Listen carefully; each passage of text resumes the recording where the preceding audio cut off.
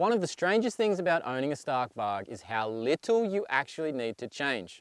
Any petrol bike I've ever owned, I'm immediately eyeing off some upgrades. Pipes, headwork, ECU remapping, tyres, chains, sprockets, discs, pads. The list goes on, but not with the Varg.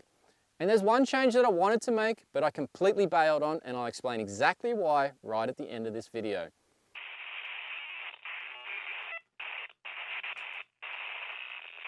So we've had the Stark Varg EX for a few weeks now, and it felt like the right time to make a few changes.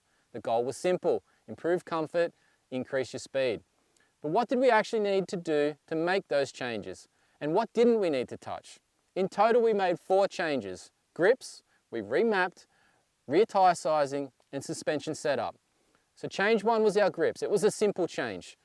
I hate fat grips, stiff grips, coarse grips, basically anything that gives me arm pump, blisters, or in some cases it's just the wrong colour.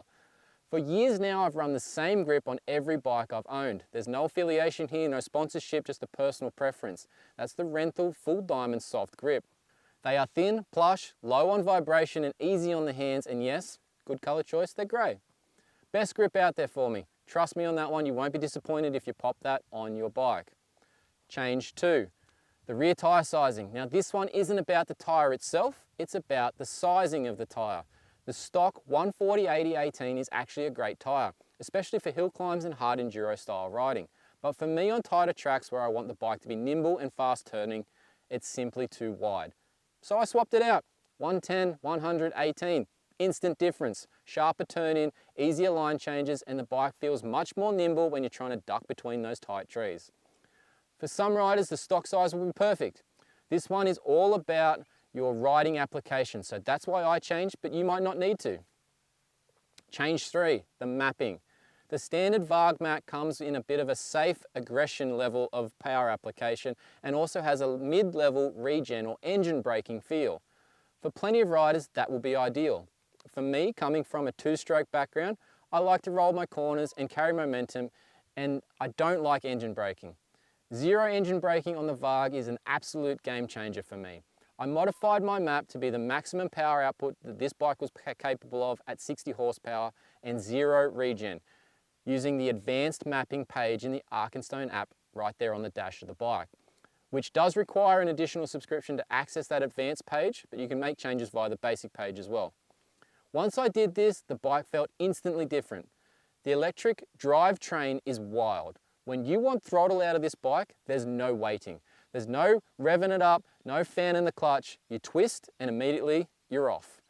Those moments where you would normally in a corner have a bit of a wobble, dab a foot, they almost disappear because it's amazing how much that instant power will pull you straight through when those moments are starting to occur.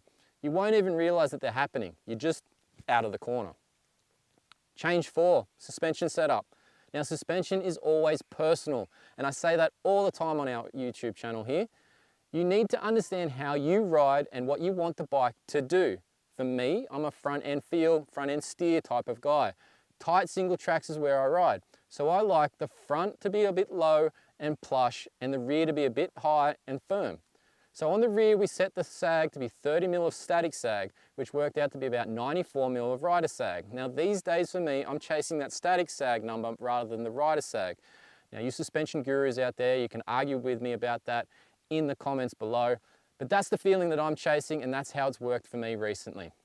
On the clicker side of things for the rear end, on the high speed compression, I went to 8 clicks out, and for the low speed, same thing, 8 clicks out.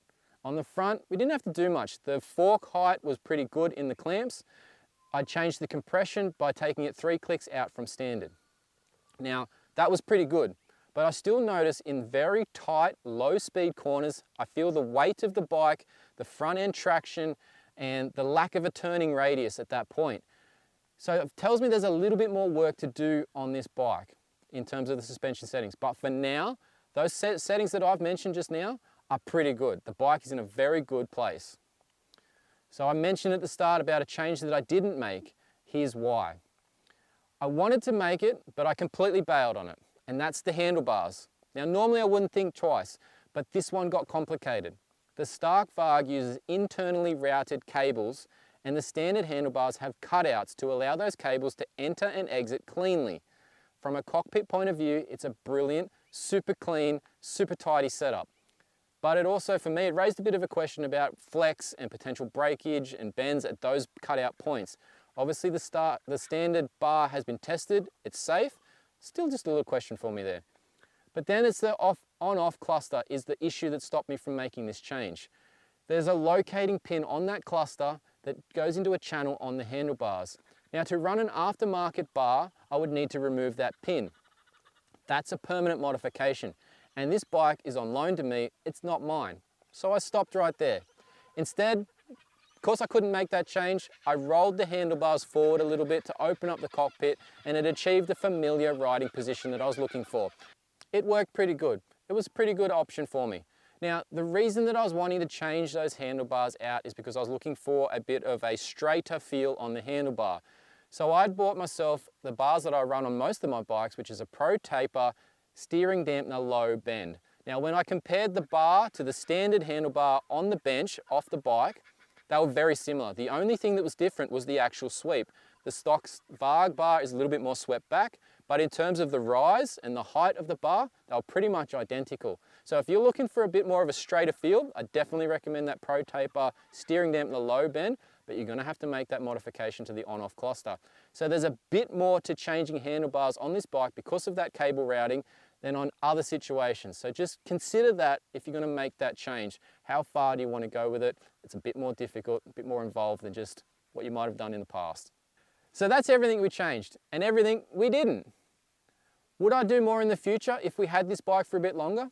Probably. I'd maybe make a seat cover change for a bit more grip, probably a sticker kit to help protect the plastics, give it a bit of a unique look, and obviously put numbers on it so I could take it to the races.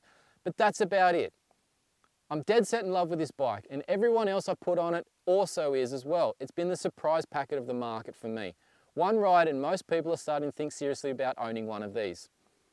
Now this video was our changes video, but there are plenty of other videos coming or already out for this Stark Varg EX series that we've got going on here on the Always Moto YouTube channel. So make sure you stick around for those. I'm David Hogan, this is an Always Moto production, and that's what we changed on the Stark Varg. If you have any questions or comments, drop them below. If you want to support our channel, hit that subscribe button, and we'll see you at the track.